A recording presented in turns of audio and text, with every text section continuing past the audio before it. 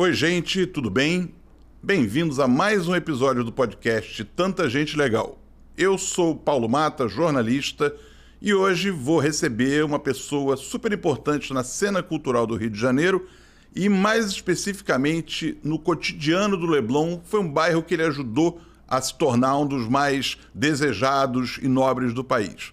Eu estou falando do Marcos Gasparian, sócio da Livraria Argumento. Marcos, obrigado por aceitar nosso convite. Prazer estar aqui diante de você mais uma vez, né? Nós já gravamos, já te coloquei nessa situação uma outra vez recentemente. Aí não fui eu não, aí foi a Júlia Almeida que chamou você tinha que falar sobre o Leblon de Manuel Carlos. Aqui hoje a gente vai falar um pouquinho sobre o Leblon também, claro, sobre Manuel Carlos, mas vamos falar de você, da família, do teu pai, da Argumento. Eu acho que está tudo tão umbilicalmente ligado, né, que a gente vai aqui desfiando.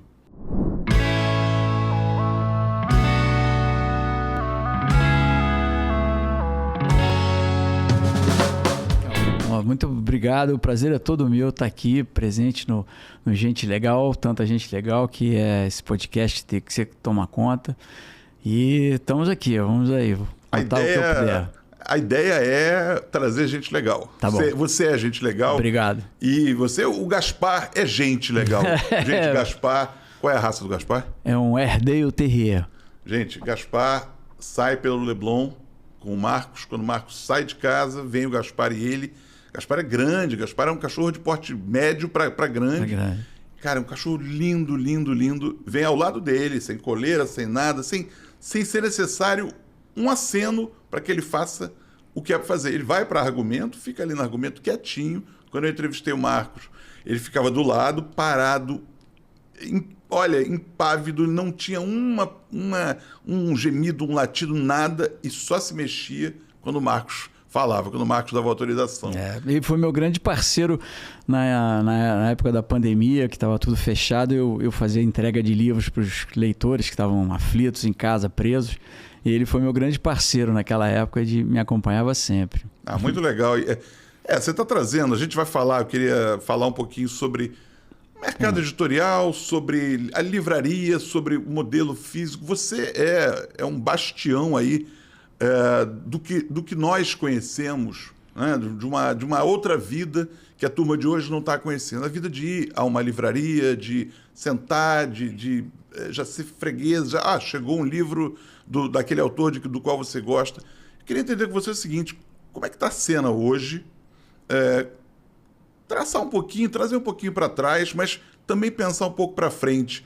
Como é que você está construindo, você e os teus irmãos, né, Eduardo e Laura, são teus sócios, parceiros, estão lá também no dia a dia. Como é que você está construindo o futuro da Argumento? Para onde ela vai? Então, olha, a nossa ideia da livraria sempre foi ter um ponto de encontro e de aconselhamento, muito mais do que venda. Quando a livraria abriu lá atrás, em 79, minha mãe que fundou, minha mãe Dalva, ela fundou a livraria e a gente teve logo no começo um problema, que foi um gerente que entendia tudo de livros, não tinha computador na época, não tinha nada, ele sabia todos os autores e tudo, ele desapareceu. E ficou minha mãe, eu e meu irmão, assim, um olhando para a cara do outro. A gente nunca tinha trabalhado com comércio e não conhecia muitos autores, a gente conhecia alguma coisa, mas não conhecia tudo. E aí a minha mãe deu a senha. Ela falou: olha, pessoal, vamos falar a verdade. Sempre. Se você pedir um livro de um autor que você não conheça, você pergunta: olha, você me desculpe, ele é autor do quê? É literatura, é filosofia? Desculpe, eu não sei. E nunca falar que leu um livro sem ter lido, nunca oferecer um livro mais caro se tem um livro mais barato, a mesma edição, se forem iguais e tal. E aquela senha a gente segue até hoje. A ideia era sempre falar a verdade, assim, ser o mais franco possível. E assim foi. Então a gente montou, claro que hoje em dia a gente conhece muito mais autores e tudo, mas o computador ajuda a encontrar os livros muitas vezes, mas a gente procura fazer na livraria um ambiente que as pessoas se sintam em casa e sintam que a gente nem chama os nossos livreiros de vendedores, por exemplo. Eles são livreiros porque a gente vê na prática que, na medida que eles vão acertando as indicações de leituras, e isso acontece muito, às vezes um cliente prefere um livreiro do que o outro e tal, a gente percebe que eles deixam de ser vendedores e se tornam conselheiros. E isso é muito bom, porque vira quase uma amizade, vira um ambiente muito legal.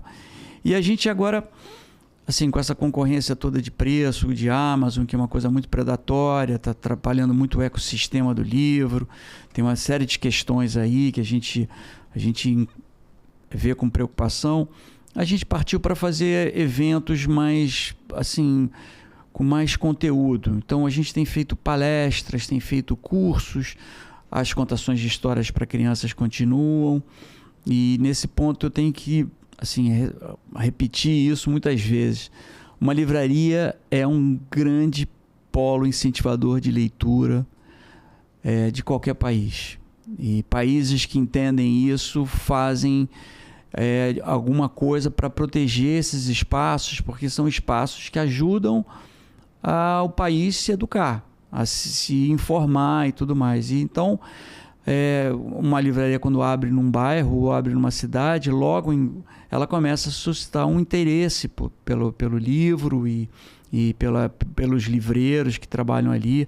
A gente sabe muito isso porque quando a gente contrata um funcionário, assim, um segurança novo, a gente contrata, assim, 3 meses depois ele está lendo na hora do almoço, né? As meninas que trabalham no café também entram, assim, no primeiro mês não leem, no segundo não leem, no terceiro já estão lendo. Então, a gente percebe que isso...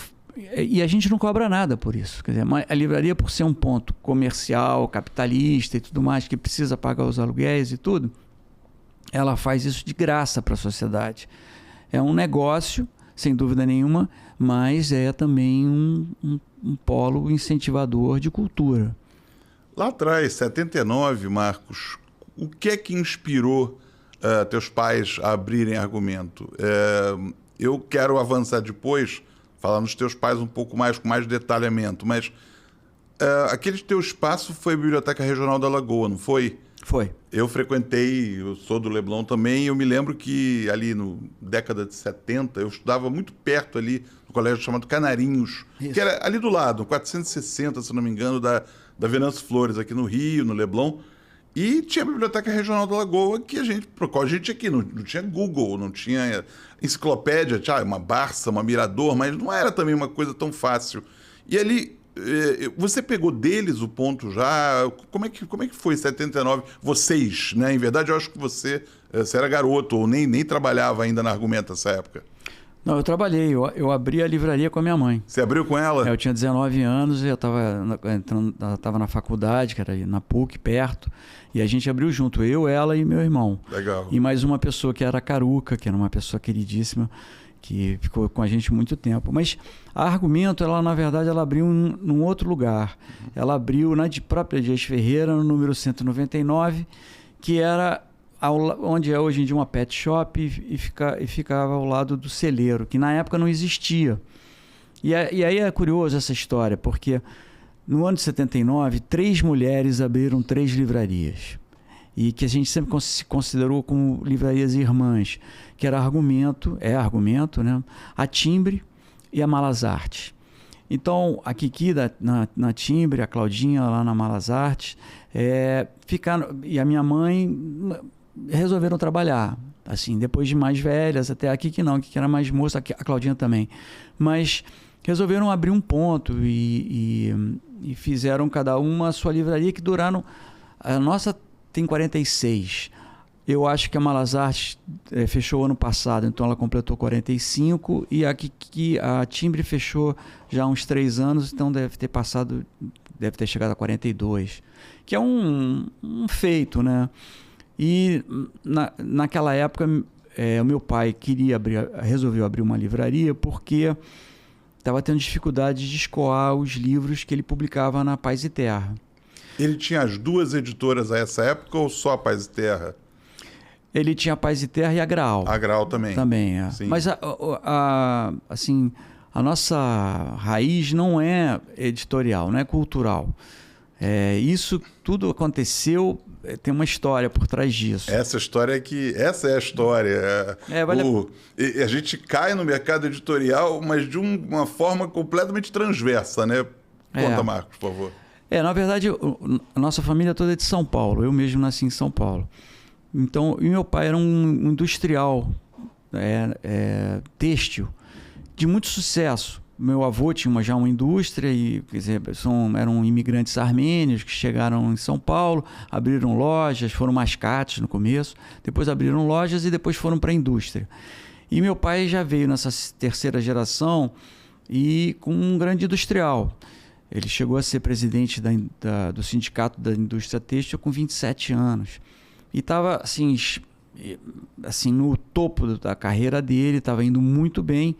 Quando de repente teve uma certa desavença com o meu avô e tudo, e resolveu comprar a América Fabril, que era uma fábrica carioca, que estava sediada no Rio, mais precisamente em Pau Grande, a terra do Garrincha. E tinha algumas fábricas aqui na Tijuca, no Andaraí e tudo mais. Meu pai comprou essa fábrica que estava quebrada na mão do Banco do Brasil, com a promessa do Banco do Brasil de dar crédito para ele e tudo, e que ele poderia levantar a fábrica, como ele era um industrial experiente, ele ia pegar a fábrica, ia com um certo crédito, ele ia conseguir movimentar e ia fazer a fábrica crescer. E assim foi. Mas só que ele comprou a fábrica em janeiro de 64. Em março de 64 teve a Revolução. Mas ainda assim ele foi trabalhando. Só que chegou um momento que ele fazia parte do Conselho Nacional de Economia. E ele ia a Brasília e tinha discussões assim, homéricas com o Delfim Neto, que era desafeto dele desde a época de política estudantil, quando eles disputaram a presidência da UEE. E meu pai era nacionalista, ele era a favor da Petróleo é Nosso e tudo mais, e o Delfim era da ponta contrária. E o Delfim, que era ministro da Fazenda, um dos caras mais poderosos que já existiram no Brasil, iniciou uma perseguição assim, implacável contra o meu pai. E aí cortou os créditos dele todos no Banco do Brasil, ele foi cassado como líder sindical, ainda que patronal, foi cassado. E aí o Jarbas Passarinho baixou também uma norma dizendo que qualquer pessoa cassada não tinha direito a crédito do Banco do Brasil, da Caixa Econômica e tal. Então, quando chegou em 70, ele teve que sair do Brasil. Ele saiu até do Brasil, não foi nem por conta de risco de ser preso, foi também. E até no filme do Valtinho, Ainda Estou Aqui, tem o diálogo dele com o Rubens Paiva, que era o melhor amigo dele. Detalhe, isso é um pequeno detalhe que ele passa batido, mas é importantíssimo dizer que Dona Dalva ela foi interpretada pela Maeve Jenkins. Isso. E que o Fernando Gasparian foi interpretado pelo Charles Fricks. Isso, exatamente. Eram grandes amigos da família, né? Do Rubens Paiva e da Eunice e todo mundo mais. Nós éramos, as duas famílias eram amigas em São Paulo, mas tão amigas que eu me lembro, assim, ainda que eu tivesse 4, 5 anos, o dia que me falaram que o Marcelo não era meu irmão. De tão juntos que a gente ficava. E a família tinha as filhas, que era uma escadinha. As minhas irmãs eram amigas das irmãs dele, até o meu irmão e eu eram amigos do Marcelo. E o Rubens veio até morar no Rio também um pouco porque o meu pai incentivou ele para vir aqui, para montar uma construtora e começar a construir. Ele tinha acabado de voltar do exílio, né? Ele tinha sido cassado. Mas voltando ao ano de 70, o meu pai foi para a Inglaterra para se afastar da diretoria da América Fabril, para ver se conseguia com isso que fosse liberado dinheiro para a fábrica, que ela precisava de capital de giro. Ela tinha terrenos para caramba, mas o governo não aceitava em garantia, enfim. E aí foi quando o Rubens foi preso. E aí o Rubens foi sumido, e as versões são que ele foi torturado e morto pela ditadura. Meu pai então adiou a volta dele. E aí, a um dado momento, o pessoal da fábrica, da indústria, falou para ele: olha, ou você sai. Trouxeram essa coisa, esse recado do Delfim Neto. Enquanto o Gasparian estiver na fábrica, na indústria, não tem um tostão para ele. Então, meu pai passou as ações todas que ele e minha mãe tinham da América Fabril, que valeriam uma fortuna, para o Banco do Brasil por 1 cruzeiro. o valor de um cruzeiro. 3 dias depois que ele fez isso, o Delfim inundou a América Fabril de dinheiro. Então, quando meu pai volta para o Brasil, ele volta sem o melhor amigo e sem as indústrias que ele tinha, que ele tomava conta. E, de uma certa forma, ainda taxado pelos colegas como um, entre aspas, comunista, porque ele era contra a ditadura, ele era só um democrata. Ele nunca, apesar de ele participou do Partido Socialista Brasileiro, mas ele sempre foi um democrata, ele nunca foi um comunista e tal. É claro que no retorno dele ele resolveu lutar contra a ditadura através da cultura.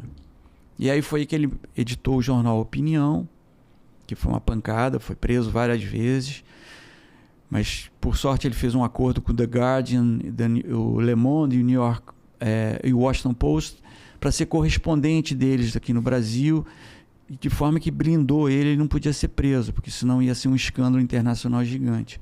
Mas foi por causa do Opinião, por causa de um processo movido pelo advogado Adalto Lúcio Cardoso, que o governo brasileiro teve que reconhecer que havia censura no Brasil. Porque até então ele dizia que não. Bom, aí ele foi para Paz e Terra, e com a editora Paz e Terra ele começou a publicar os autores comunistas da época, o Fernando Henrique Cardoso, Pedro Malan, Celso Furtado, Eric Hobsbawm, enfim, uma série de autores. A editora fez muito sucesso, mas estava tendo problema para escoar os livros. E aí foi o dia que ele teve a ideia. Minha mãe tinha voltado a estudar sociologia na PUC, depois de ter criado a gente, e minha mãe falou, agora, eu topo. Sensacional. Essa é a história. Eu acho que, na verdade, sempre são as histórias. Eu aprendi ao longo desses 30 anos aí, 30 e tantos anos de jornalismo, que o hiperlink, né, o hipertexto, quando você clica em cima e você vai para uma outra página e tal, é muito mais legal às vezes do que o que a gente está falando de per si, né? Tipo, beleza, você abriu a livraria Argumento. Ok, abri um espaço, um ponto bacana no Leblon. Olha todo o enredo que levou a isso, olha o que suscitou, o que culminou, na verdade, na abertura da Argumento. Então, você falou das mulheres, você falou no celeiro. Eu queria avançar um pouquinho no tempo, né? E entender, na verdade, minto. Queria voltar no tempo para aquela época. Como é que era o Leblon? O Leblon que, anos depois, se tornaria um bairro gourmetizado, como o pessoal brinca. Como é que era o Leblon de 79? Então, o Leblon não era nada, né? O Leblon não existia praticamente. Até tem uma passagem curiosa que meu pai alugou a loja da gente na Dias Ferreira, que era uma portinha pequena ali, onde nem existia o celeiro na época, né? Então a Dias Ferreira era conhecida pelo La Mole, tinha só o La Mole. Quando ele alugou a loja, ele um dia saindo de uma reunião do Sindicato dos Editores de Livros, ele foi de carro, o Alfredo Machado, o velho Alfredo Machado, e o Sérgio Lacerda, donos da Record e da Nova Fronteira, respectivamente, foram juntos de carro. Meu pai queria mostrar. Eles na verdade, foram tomar um uísque em algum lugar, e aí, quando passaram na Dias Ferreira, meu pai mostrou, olha, essa aqui é a loja que a gente vai abrir, Argumento. Os dois falaram assim, Fernando, isso não vai durar 6 meses. Essa rua não existe. Você tem que abrir na Taufo de Paiva, ou na Visconde Pirajá. Ipanema é muito melhor. Essa rua é morta. Não tem nada aqui. Não vai vir ninguém aqui. E é curioso eu saber dessa história, porque hoje a Dias Ferreira é tão movimentada, tão badalada, mas era uma rua... Primeiro, ela não era nem paralela a Taufo de Paiva. Ela tem uma diagonal assim, meio esquisita. Ela era uma rua que tinha só comércios antigos. Até persistem alguns que são, eu acho, na minha opinião, que dão um charme à rua ainda. Que é o caso da Casa Campos, a Arte Som Pianos, o Embalo Bar, umas coisinhas pequenas daquela época que ainda estão lá. Mas eram mercearias, basicamente, pequenos comércios. E aí a gente resolveu abrir a livraria. E foi um sucesso. Olha, a Noite de Autógrafo do Antônio Calado, no livro dele Tempo de Arraiz, a fila, ela quase que, se ela fosse colocada na direção, ela iria até a Pizzaria Guanabara. de tanta gente que foi. Mas a livraria era pequena, era uma portinha. Por sorte não estava chovendo nesse dia, mas era muita gente que estava se reencontrando, porque foi aquela época da redemocratização do Brasil, né? Então o Gabeira estava voltando para o Brasil. Foi o fim, né? Saíram os últimos presos políticos. Exato. Paulo Jabbour, a turma toda, Glória Maria recebendo os presos políticos na porta da cadeia, ao vivo pro Fantástico, né? O momento da redemocratização, ainda não efetiva, né? Mas era o que o Geisel tinha chamado de abertura. Exatamente. Né? E Goberi tinha liberado. Só para vocês entenderem um pouquinho, quem não é do Rio, a distância que ele está falando até a pizzaria Guanabara deve ser de mais ou menos 300 metros, eu estou chutando aqui, ou seja, era coisa de centenas de pessoas querendo homenagear, estar junto do Antônio Calado, que foi um baita de um autor, né? E a livraria, a minha mãe começou a importar livros da editora Siglo XXI, mexicana, e que tinha os livros, vamos dizer, de Engels, de Marx e tal, que estavam todos meio proibidos no Brasil, né? O Enio Silveira publicou pela Civilização Brasileira, mas estava tendo problemas de reeditar. A Civilização Brasileira também passava por um momento difícil. Então era bacana, porque quando chegavam as caixas de livros, tinha uma sobreloja, assim, um escritóriozinho pequeno, que minha mãe botava as caixas lá, abria para colocar as etiquetas, que era tudo colado à mão e tal. E os professores da PUC e de outras faculdades faziam fila para comprar lá em cima, não queriam esperar o livro chegar, e era um barato, porque ajudavam a gente a abrir. Até a Cora Ronay, na época, era uma moça, e ela ia lá também para ajudar a abrir as caixas da Penguin, e aí tinha aquelas edições maravilhosas e tal. Era uma festa. E visitar Argumento era um momento assim que as pessoas de reencontros, né? Muita gente se reencontrou ali, jornalistas, exilados, políticos, empresários que estavam fora, que começaram a se reencontrar ali na Argumento, né? Aí depois a Dona Rosa, dona do celeiro, ela também fez a mesma coisa que minha mãe. Ela voltou a estudar história depois de mais velha. E aí ela ia comprar livro de história lá na livraria. E trazia uns pães para minha mãe. Aí minha mãe falava, pô, você tem que abrir uma loja, Até que um dia a filha dela, a Bia, e eu acho que a Lulu, juntas alugaram a loja e falaram, mãe, já está alugada, vamos embora. Foi assim? Foi assim. Gente, celeiro, mais uma vez, ou para quem não tem idade, ou para quem ainda não teve oportunidade de conhecer, ou para quem não é do Rio, celeiro é um restaurante, é uma casa de restauração no sentido mais amplo, com saladas, iguarias. Dona Rosa Hertz era uma grande cozinheira, as filhas tocam. Tá lá desde 80, 70 e tantos, alguma coisa assim. E é o espaço para ver e ser visto. No Leblon tem isso também, porque Marcos vai cair nisso, né? Desse momento em que profetizaram, com todas as aspas, que a Argumento não ficaria aberta meio ano até hoje, houve uma mudança absurda.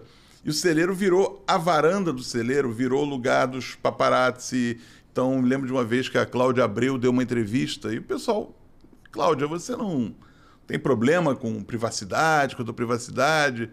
E ela disse o seguinte, se eu não quero ser fotografada, eu não vou para a varanda do celeiro. Então, assim, era o ícone para ela digamos, da vontade de aparecer, de quem ia para lá queria. Não necessariamente, quer dizer, muita gente ia para lá porque ia para lá, estava acostumada, mas teve muita gente ali que pegou carona, né? E tinha, por conta do Marcos, por conta do celeiro, tinha um grupo de paparazzi que alugava um apartamentozinho ali, porque a Dias Ferreira era rua. Né? Quer dizer, a gente... Vamos avançar então, vamos avançar para o teu amigo Manuel Carlos. Vamos entender aqui, Marcos, me conta o impacto, primeiro, como é que você o conheceu e o impacto que o Manuel Carlos teve na trajetória da Argumento. Foi muito importante, porque a gente não conhecia o Manuel Carlos, ele começou a frequentar a livraria. E a livraria, naquela época, ela abria até 00:30. A gente fez isso, só para explicar por que o horário de 00:30, porque Naquela época, a gente vivia a hiperinflação no Brasil. A gente tinha uma inflação de 50% ao mês, às vezes 60% e tal. Então, o Zona Sul, o supermercado, ele aceitava cartão de crédito depois da meia-noite. O que era, na verdade, um desconto de 50% nas compras, porque você ia pagar 30 dias depois. E a calçada ficava lotada de gente, esperando a meia-noite e meia para poder comprar. Então, a gente falou, vamos ficar até meia-noite e meia, que essas pessoas ficam aqui na livraria. E assim foi. E esse horário super alternativo, a gente começou a perceber uma pessoa chegando sempre ali à noite, procurando as coisas dela e tal. E aí a gente veio a saber que era o Manuel Carlos. Ele contou a história dele, contou a história da família Trapo, contou, enfim, dos casamentos que ele teve, e acabou ficando um grande amigo nosso. E a gente sempre, assim, teve nele uma pessoa, uma inspiração, porque ele contava muitas histórias, ele, de repente, ele dá a notícia pra gente, olha, eu vou fazer uma novela cujo o plot vai girar em torno de uma livraria. E o ator que vai fazer o livreiro é o Tony Ramos, que vai fazer o Miguel, e aí a Helena, a Vera Fischer e tal. E a gente vai filmar aqui, só vai precisar mudar o nome da livraria para Dom Casmurro por questões de merchandising. E aí foi isso. E aí gravou a novela lá durante 9 meses. E aí o Leblon estourou, acho que no Brasil inteiro o Leblon virou um lugar que todo mundo queria morar, porque a história era muito bem contada, os personagens eram muito reais. A Capitu existia. A gente conheceu a Capitu. Foi a personagem que a Giovanna Antonelli interpretou. Era uma ninfeta que era garota de programa. Era garota de programa. Ela morava no Leblon, filha de um casal. Acho que ela até morava com os avós. Era uma pessoa assim... tinha uma condição de vida, mas preferiu ser uma garota de programa. E ela existia. Então, a gente começou a perceber que o Manuel Carlos realmente usava não só a livraria, mas a rua toda, porque ele ia na Rio Lisboa, ele ia, enfim, no Jornaleiro, comprar... E ele ouvia e prestava atenção no que estava acontecendo para depois reproduzir os personagens. Ele ficava, você me contou, né, na gravação que nós fizemos para o documentário do Leblon de Manuel Carlos, ele ficava às vezes como se fosse possível, aquela carinha dele de senhorzinho, aquela barba e tal, como se fosse possível. Ele ficava meio que incógnito, né? Ele meio que mimetizava, ele se escondia para poder observar melhor, né? Tinha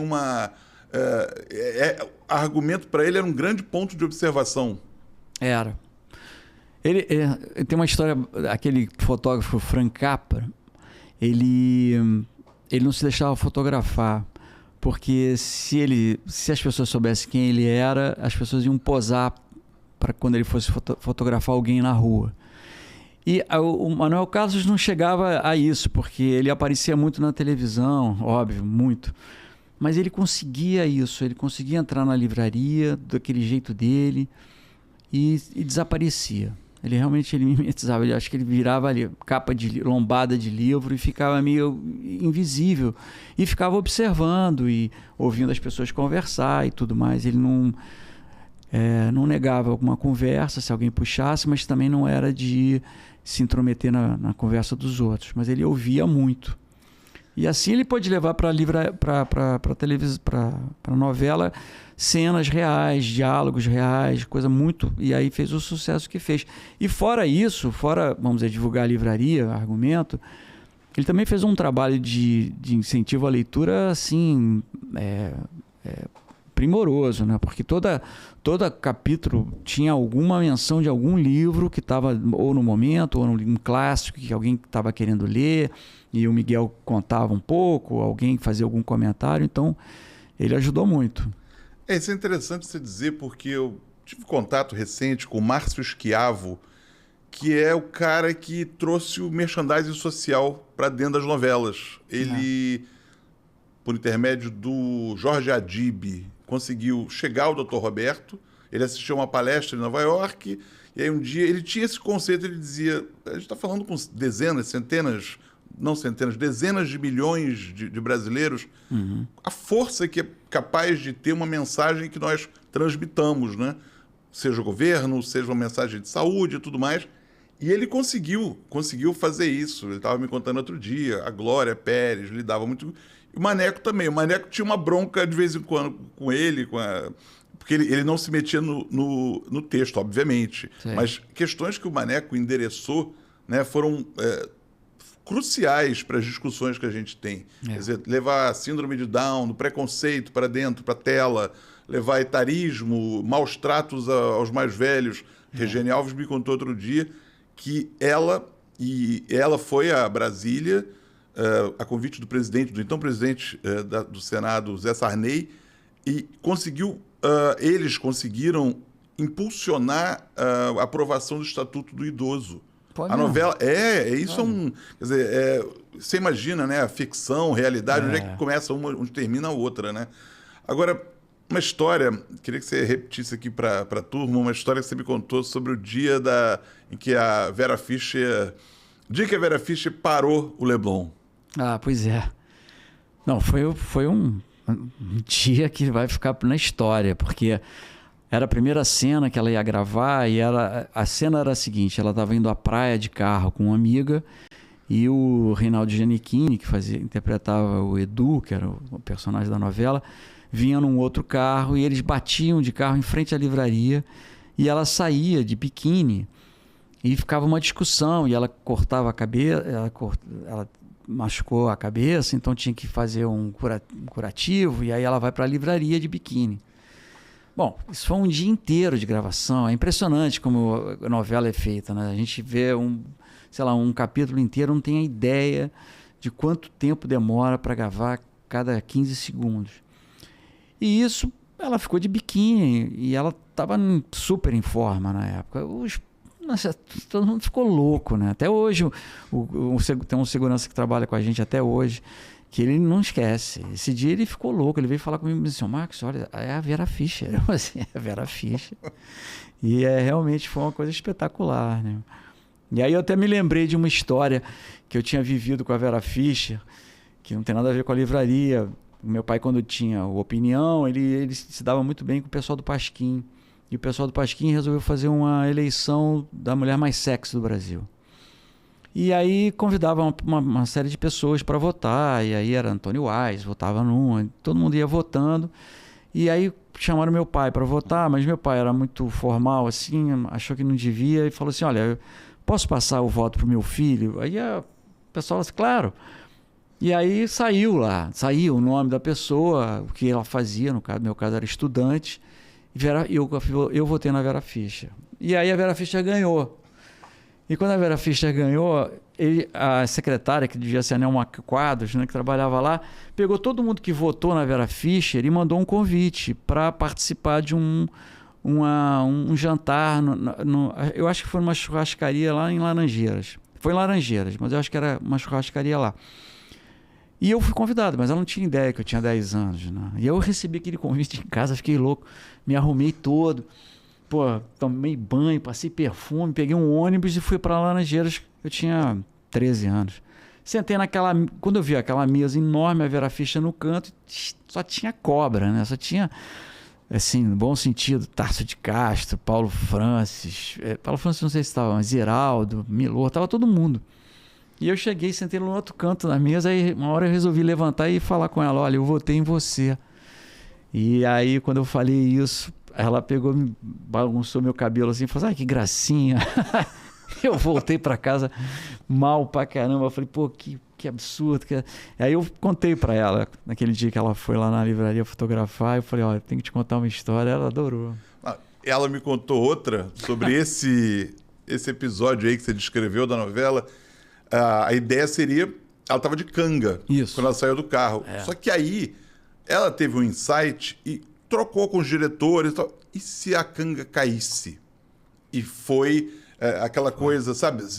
Quando Marilyn Monroe passa e o vestido sobe, a canga da Vera Fischer caindo. Então foi a cena que ninguém esquece, que o teu segurança não esquece, quem viu não esquece. Nunca vai esquecer. Pois é. Deixa eu voltar pro Fernandão, para brincar com você. Entre as 500 coisas que o pai dele fez, ele já falou de muitas, mas ele não disse ainda que o pai foi constituinte, né? O pai voltou à política depois de muito tempo, né? Depois de exilado, voltado, lecionou em Oxford, voltou ao Brasil, já sem a empresa, reencontrou amigos, não reencontrou, lamentavelmente, outros. Abriu, comprou as editoras, abriu o Argumento e foi constituinte. E foi constituinte, uma peculiaridade da atuação dele foi a seguinte: ele conseguiu aprovar o parágrafo 3º do artigo 192, que dizia que fixava o teto do juro real no Brasil em 12%. Aí você está me contando a história da hiperinflação, etc, etc. A gente está num contexto, a gente está em 88, não é isso? A gente está em 88. Eu queria ouvir de você um pouquinho, como empresário que você já era nessa época. É importante dizer, foi aprovado e depois revogado esse parágrafo pelo Fernando Henrique. Especulação, o pessoal da turma da especulação não queria, limitava aqui e ali. Hoje a gente está falando em taxa de Selic a 15%. Fala um pouquinho disso, cara. Teu pai teve uma... muito nacionalista, como você diz, né? Ele teve uma visão mega altruísta, né? Quer dizer, em defesa do povo. Isso eu faço as honras do meu pai, porque ele era um homem muito corajoso e um homem que tinha muita opinião, assim, tanto que o jornal dele se chamava Opinião. O meu pai tinha uma loucura, assim, o meu pai viajou para os Estados Unidos quando ele tinha 18 anos, ou seja, foi em 48. E achou os Estados Unidos fantástico. Ele ficou encantado com os Estados Unidos. Ele ficou assim... ele queria que o Brasil seguisse aquele caminho de desenvolvimento, de pleno emprego, de oportunidades, de empreendedorismo. Ele sempre acreditou nisso. Tanto é que, às vezes, em casa, ele chegava para mim e falava assim: meu filho, você tem que abrir uma companhia aérea. Eu falei assim: pô, pai, como é que eu vou abrir uma companhia aérea? Mas é a coisa mais fácil. Você entra, pega um financiamento aí, compra um avião, faz um charter e depois você compra. Eu falei: pai, não é assim. Porque ele tinha esse sonho. Ele ficou com essa semente, assim, desse capitalismo, vamos dizer, positivo, no DNA dele. E ele lutava por isso. Ele achava um absurdo o Brasil pagar as taxas de juros que cobram no Brasil, que inibem qualquer investimento. Os meus amigos que estudaram economia, enquanto eu estudava direito na PUC, torciam o nariz, faziam: isso não existe, não pode tabelar. Mas, assim, mais absurdo do que tabelar os juros são os juros brasileiros, né? O Brasil tem um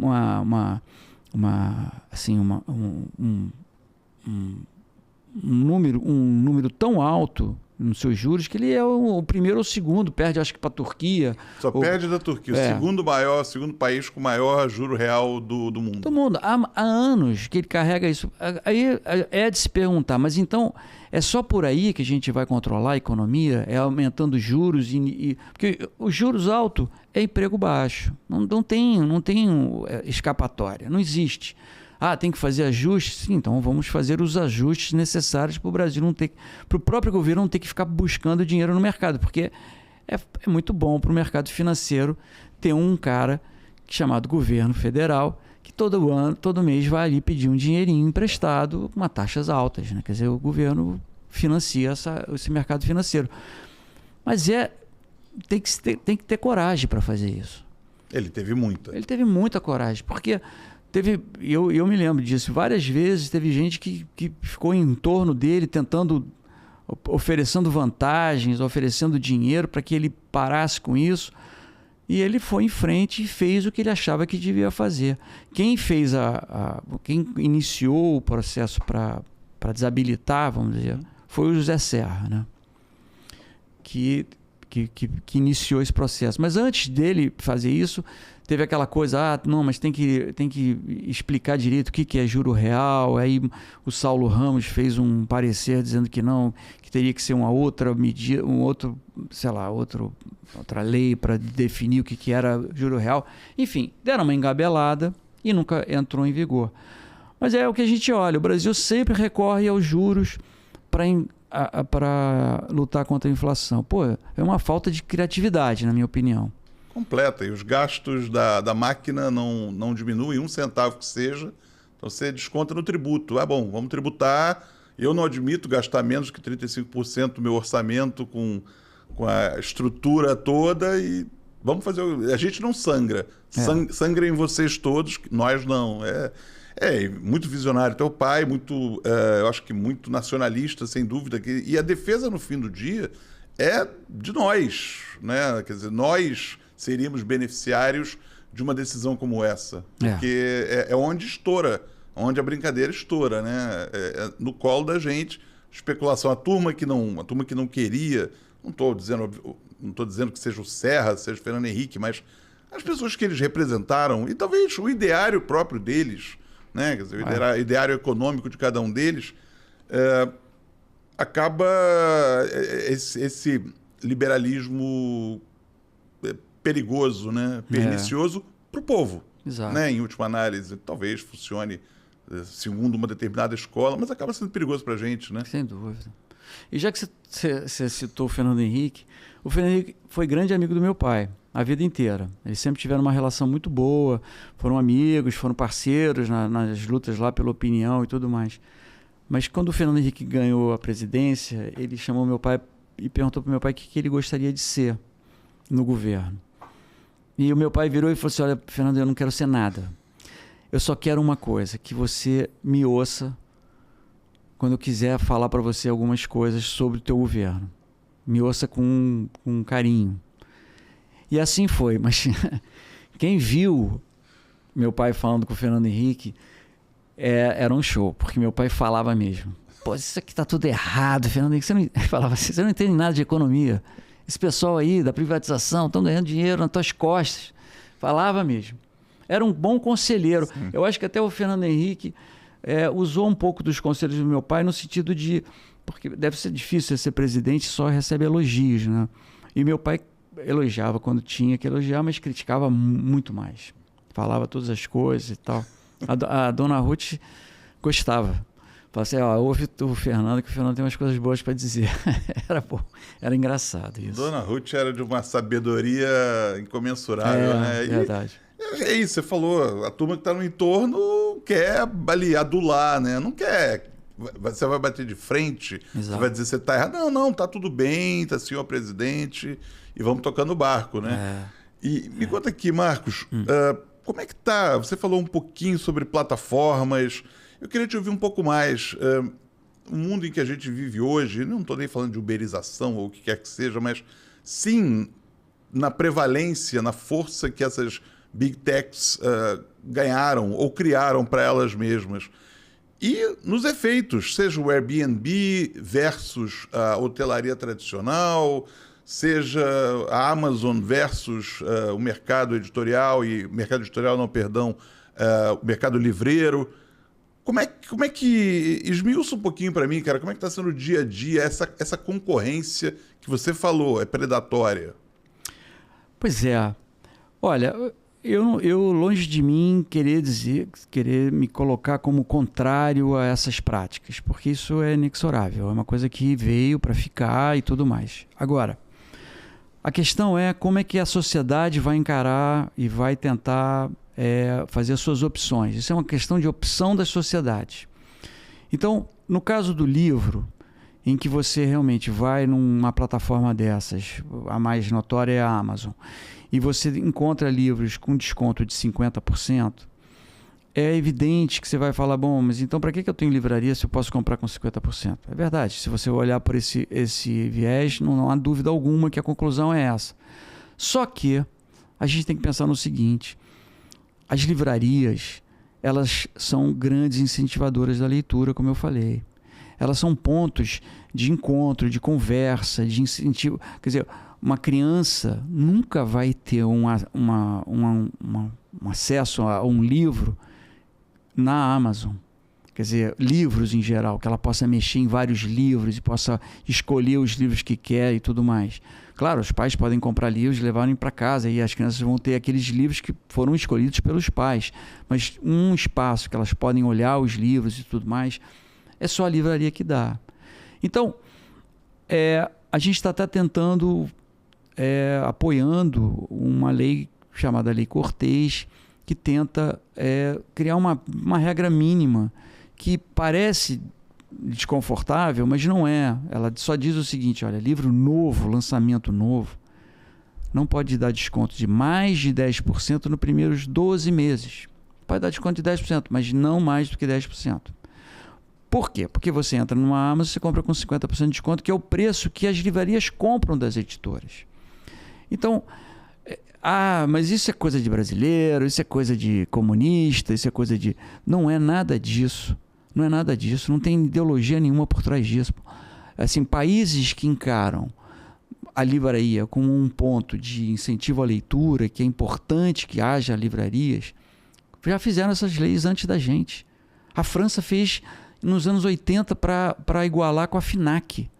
O Japão já assinou uma lei dessa, a Argentina, a Itália, a França, a Espanha, Portugal, México. Quer dizer, e a gente teve agora uma conversa com um diretor do Centro do Livro da França, o Nicolas, que contou a seguinte história. Olha, a lei que foi feita na França foi feita nos anos 80. Hoje em dia, Paris tem mais de 400 livrarias.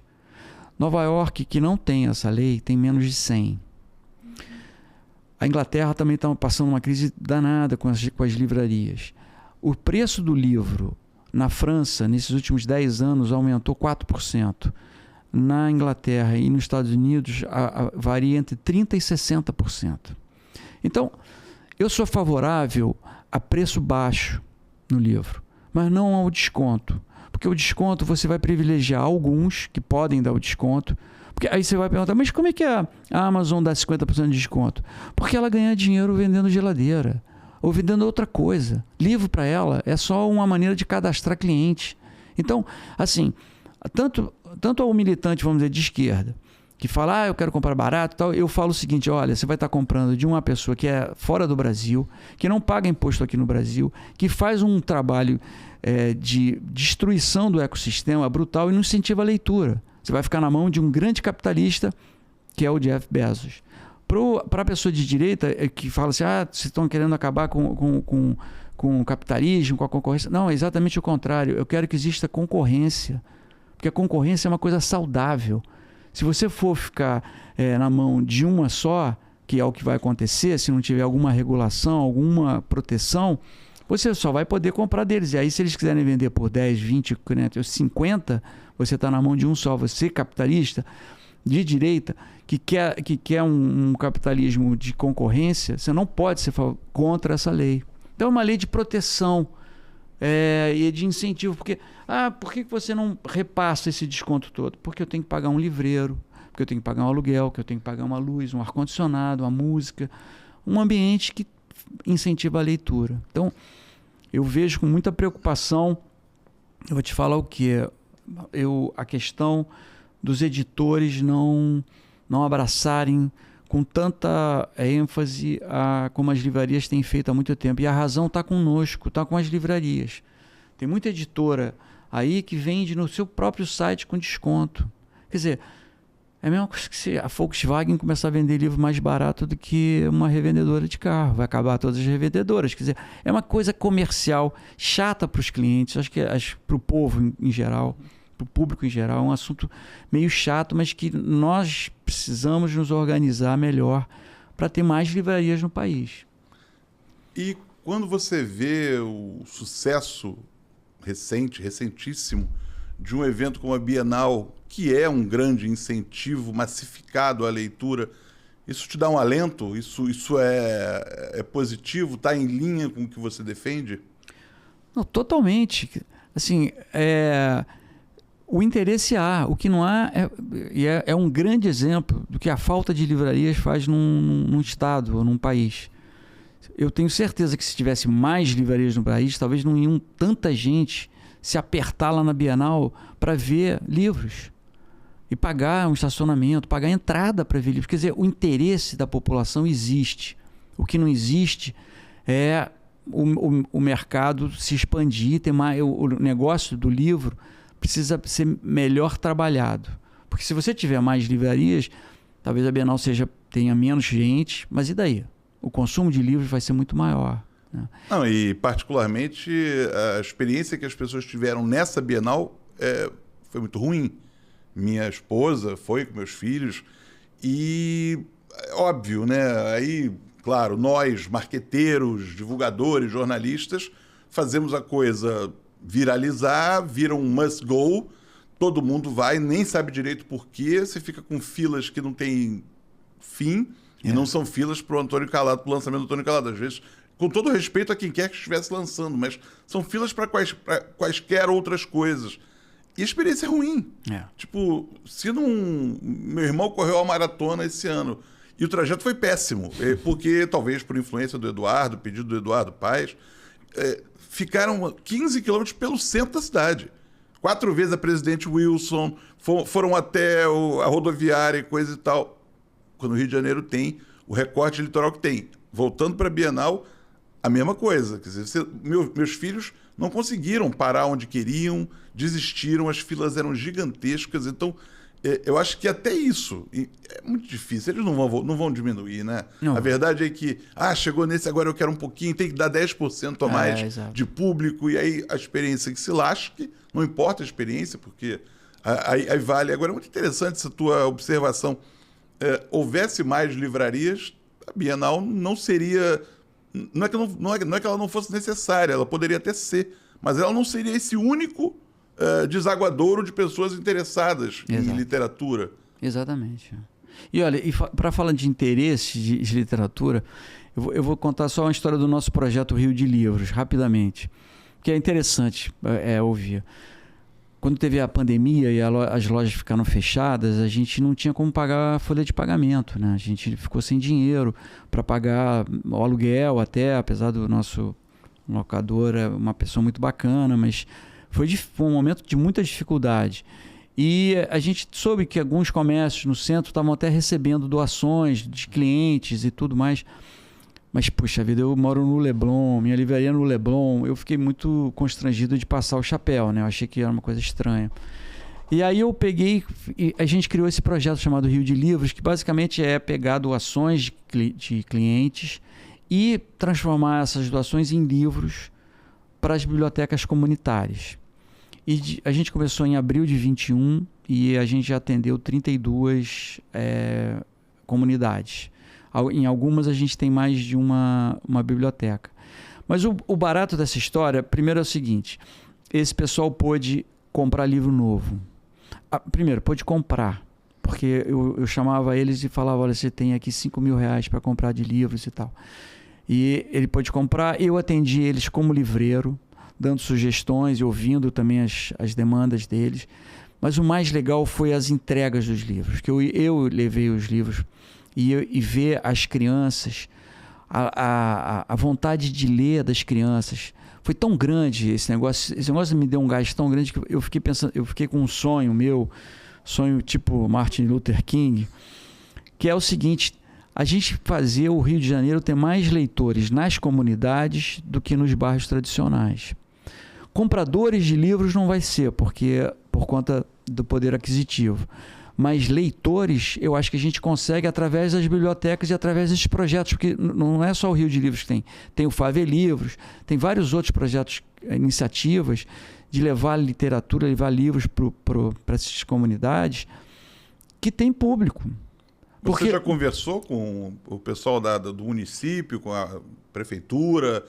O projeto Rio de Livros é teu, é argumento? Ou você tem, é só teu, é um projeto proprietário de vocês tomaram a iniciativa e implementaram. Vocês levaram isso a gente porque é isso, para ter capilaridade, para chegar, para ter um alcance maior, talvez seja importante você contar com o Estado, com o poder instituído, não? Ou você não quer misturar? Não, seria bom, viu? Eu adoraria. A prefeitura até mandou o selo, ficou apoio da prefeitura, que nunca fez nada. Nada. Absolutamente nada. E para falar bem a verdade, eu fiquei muito magoado com eles, porque no ano passado eu costumo fazer, além de levar os livros, eu às vezes, em vez de abrir uma nova biblioteca, vou colocar mais uma nova biblioteca, eu pego a doação e faço vouchers. e dou para essas bibliotecas que eu já trabalho para elas atualizarem o acervo, para não ficar com um livro de 2 anos atrás, para elas poderem... E aí elas vão com esses vouchers lá na livraria e compram. Mas quando eu entrego os vouchers, eu faço uma reunião na livraria, coloco cadeiras e tal, e peço para todo mundo falar um pouco sobre a sua experiência. O que tem feito, como é que fez, como é que não fez, para incentivar a leitura aqui e ali. É uma experiência riquíssima, porque eles dão aula, a verdade é essa. E a gente fez uma reunião, chamamos alguns doadores que foram lá, pessoas empresários, gente que tem importância. Chamei o pessoal do Instituto ProSaber, que é um instituto que a gente tem ali no Largo de Leões, que faz reciclagem e pedagógica com professores. Todo mundo foi e eu chamei o secretário de Cultura, até o prefeito a gente convidou. Bom, não foi o prefeito, não foi o secretário de Cultura, disseram que ia uma moça que não foi. E aí quando não foi, eu falei assim, mas por que não foi? Ah, porque surgiu um problema de emergência na Firjan.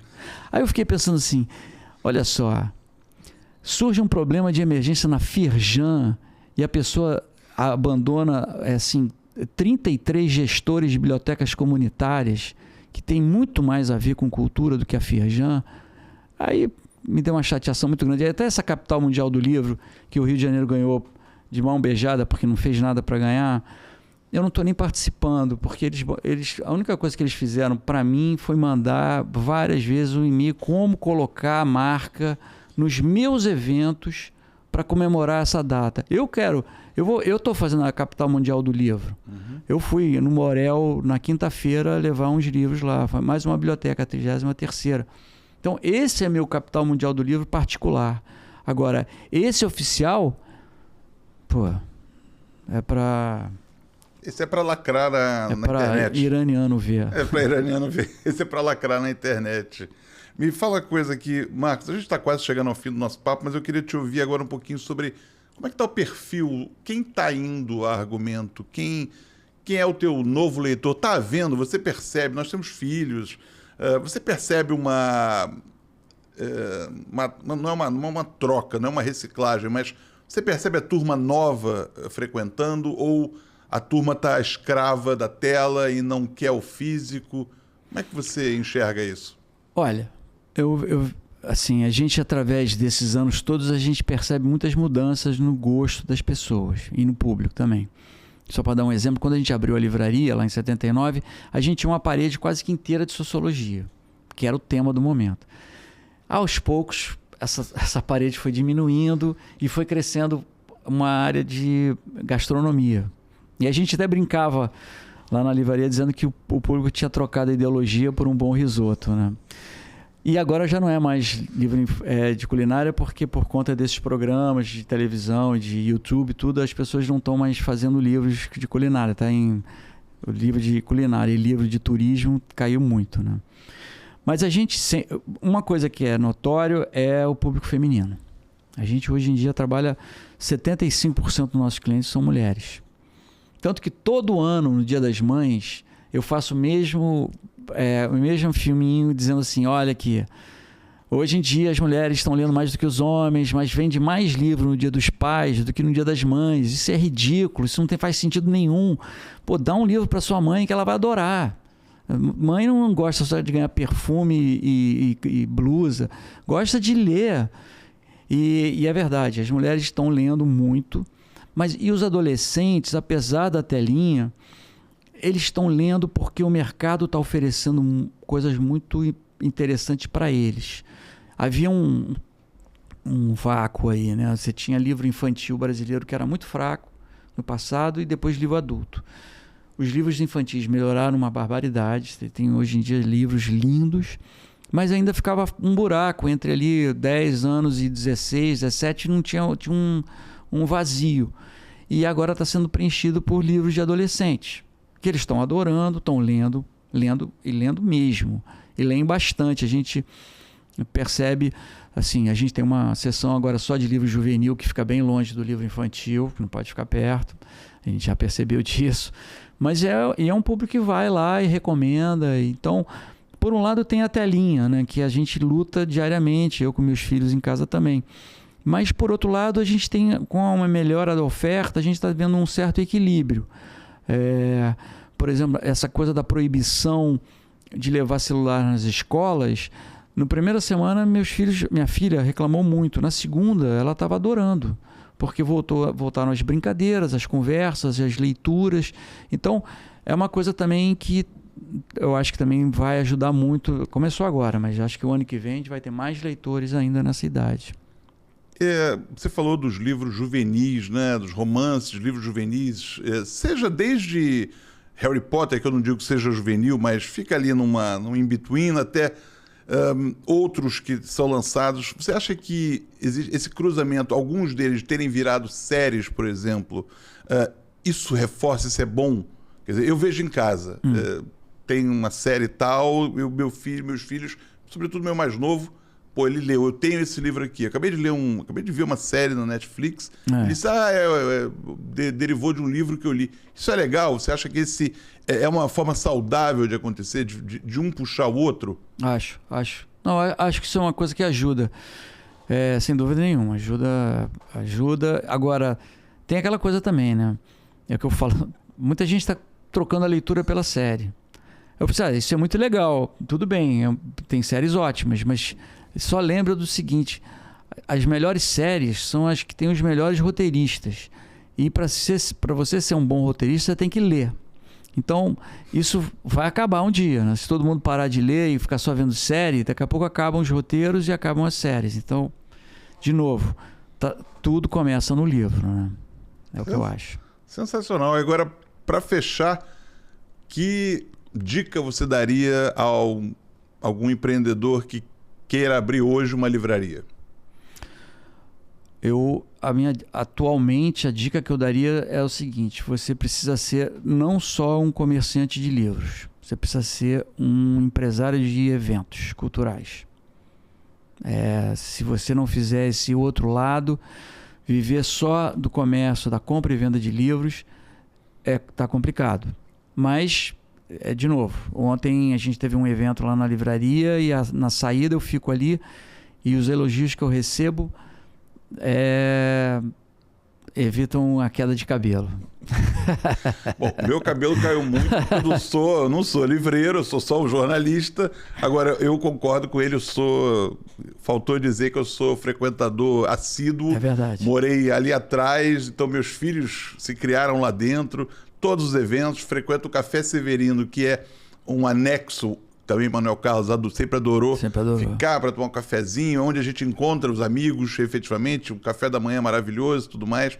Quer dizer, eu aqui deixando em primeira pessoa para fechar também, para dizer que obrigado, para te agradecer pelo argumento, agradecer a você, a dona Dalva, ao Eduardo, a Laura, a seu pai, certo, a Fernando, porque é daqueles patrimônios imateriais, materiais, como a gente quiser dizer, da vida. Não é do Leblon, não é do Rio, é da vida. É aquela história, vou dar um pulo no argumento.